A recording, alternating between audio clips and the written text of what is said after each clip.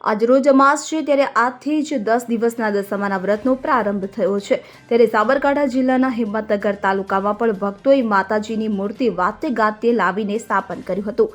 આસ્થા અને શ્રદ્ધાનો પર્વ દશામાના વ્રતનો રવિવારથી પ્રારંભ થયો છે ત્યારે ભક્તો અને વ્રત કરનાર શ્રદ્ધાળુઓએ માતાજીની મૂર્તિ ખરીદી કરી હતી।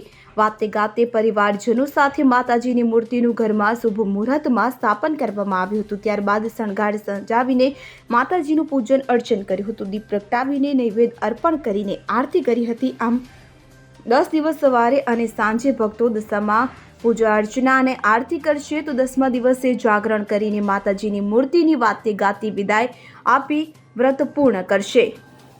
Bureau report CN24 news.